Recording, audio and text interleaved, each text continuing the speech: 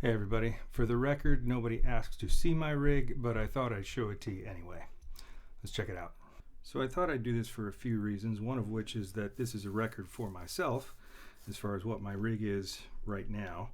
But also I thought maybe it'd give some other people some ideas. So from the guitar, I'm going into a Crybaby Mini Wah, then straight from that into the Line 6 HX1. From that, I'm just taking the mono output into the Tech 21 Richie Kotzen RK5 Flyrig version 3.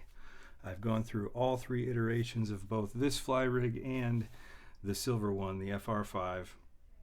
Excuse me, that one only has two versions that have come out so far, but I've owned all of them and I've upgraded every time a new one's come out.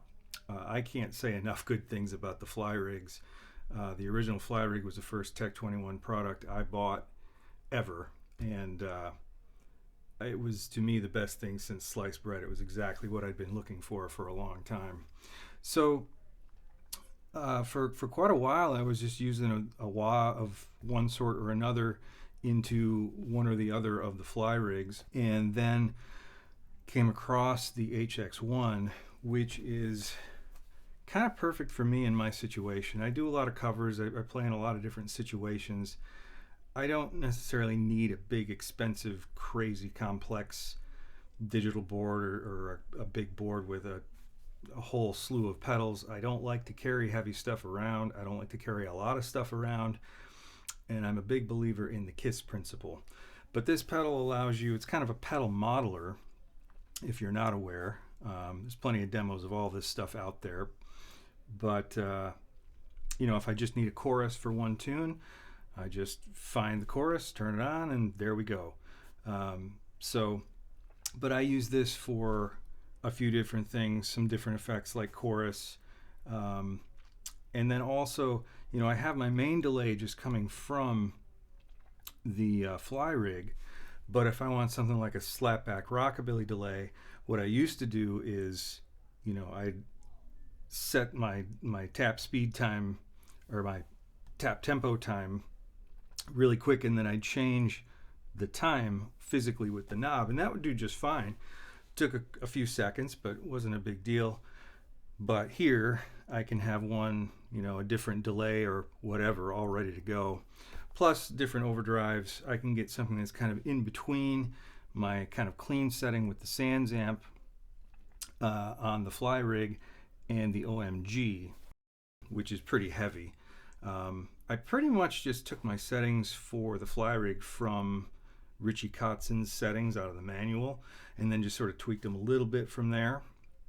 I find the Flyrigs kind of have a lot of low end, so I'll tend to back that off just a touch. The EQ on those pedals is, it acts like an active EQ, so it doesn't take a lot of adjustment to hear a big difference. One thing I liked about the version 3 of the Kotzen is that the boost you can choose to be pre or post, so before or after the OMG. So you can have it be a volume boost or a gain boost, which is very handy. The effects loop, that's a nice feature, but I don't really use it. So that's pretty straightforward. But what else you see here? The acoustic Flyrig. I have a Godin LG-XT, which has a piezo pickup. Also has a MIDI pickup that I don't use. But the piezo, that guitar has two separate outputs if you choose to use them. You can also just use one of the single outputs, quarter-inch outputs, to run the acoustic and electric. But you can run them separately if you so choose. So what I'll often do is run the piezo into the acoustic Flyrig, and then the magnetic pickups into basically this whole signal chain here. Something that occurred to me recently was that I could, because the HX1 is stereo, I could take, I already have I believe it's the mono output going into Kotzen Flyrig.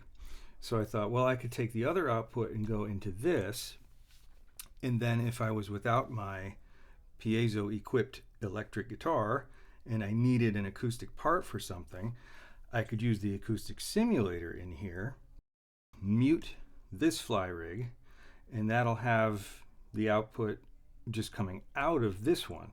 So the acoustic sim would be going into this and then out.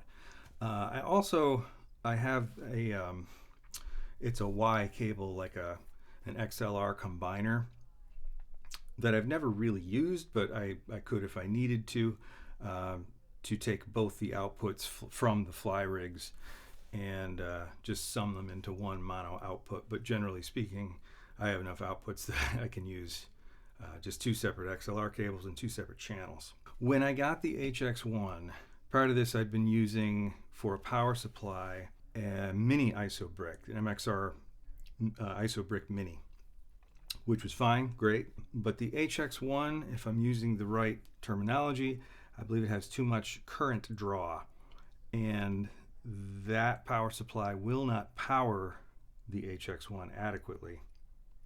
So I went on the hunt and found this company, Sweetfoot pedals, and this just isn't about the coolest looking power supply I have ever seen with Nikola Tesla and his eyes lit up, but it works like a charm.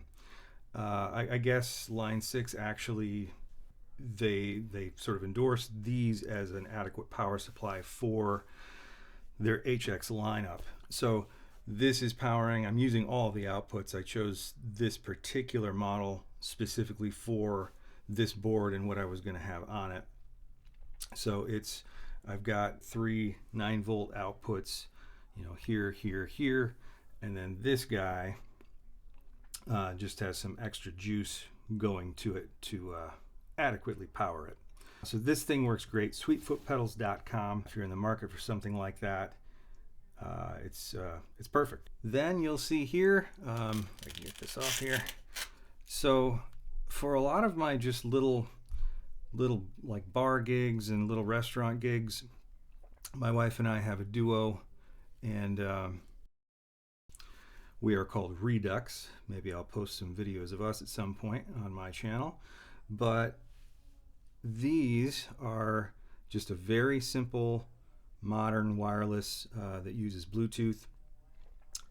These are, I think, on the 5.8 spectrum or frequency range, whatever you want to call it. These work really well. These are the Godin version. Pretty much everybody's got their version of those out now. They are lithium. They have lithium-ion batteries. They're rechargeable. They last, I think they'll vary, I'm sure, from company to company. These have been working well for me. I usually do 3-hour gigs, sometimes 2, sometimes 4. But those are there if I need them or want them. With the acoustic fly rig, much as I'd love to just play electric guitar all the time, I get a lot of call to play acoustic. So having that on my board, I just bring this board to everything. And then I'm ready to go with whatever I need. I can bring my acoustic or my piezo equipped Godin, or I can bring an electric and an acoustic, and basically whatever parts I need to cover, I'm good to go.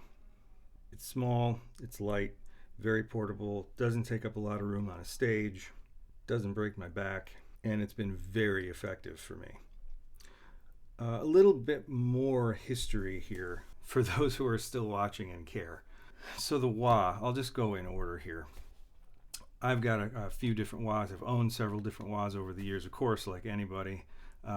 This one, it just fits really well on the board. It's a real crybaby. Sounds great. So I have no complaints. I've got an EVH wah that I love, but obviously that thing is longer than the board itself and is a lot heavier. So this is perfect. Line 6. I owned an original Pod 1.0 when they first came out, and then whatever it was 6 months later, they very quickly came out with an upgrade chip to turn it into a Pod 2.0. So I got the upgrade chip, and long story short, I went through every iteration of the Pod up until, what was it called, the HD, I think. When those came out, I went another route, but I have a long history with digital stuff and with Line 6 as a company. For the record, I'm not endorsed by anybody. I teach and work part-time at a music store, so I have a lot of access to stuff, but I don't have any real affiliations with any of these companies for what it's worth. But I'd pretty much gotten rid of all my digital stuff just because Tech 21 was doing kind of everything I needed. Like I said, I like simplicity. But this pedal, I actually sort of had an idea about this, just like what if you could have kind of a digital pedal and just put whatever pedal you wanted into it. You know, simple, it only does one thing at a time. And that's basically what Line 6 did. They just put all of the models into the pedal, which kind of makes it even easier. And then you have, of course, all your presets, so you can just call up whatever pedal you need. So for the way I have this board set up, laid out, like I said, it works really well. I generally, because the fly rig has so much on it already, at least all the essentials, I'm generally, if I'm using anything at all, it's only one additional effect at a time anyway. With the fly rig, so like I said, I initially heard about the original fly rigs. I think, well, actually, let me back up a little. And talk very quickly about the board itself. This is a Pedaltrain Metro 24. I actually bought secondhand off one of my co-workers, but I also have an original Pedaltrain Mini, which they don't make that specific board anymore. They have a whole bunch of other ones, but on the Mini, I was basically running a dual distortion. I had a wah there, but it wasn't on the board itself. I had delay. It was like 3 or 4 pedals, just lined up, all just really basic stuff. And I saw a video where Richie Kotzen was using the same pedal board and kind of doing the same thing. Long story short, Tech 21 made the fly rig. I found out about it. He was looking for the same thing I was, and the rest is history. I love the fly rigs. Like I said, I can't say enough good things about them. So check them out if you haven't already. So this is not just my pedal board, it's essentially my whole rig. Even if you're not always going direct, it's nice to have that capability. But these days, most situations I'm in, I tend to be going direct. But of course, I can run the fly rig straight into an amp if that's what's called for. So small, lightweight, very portable, very effective.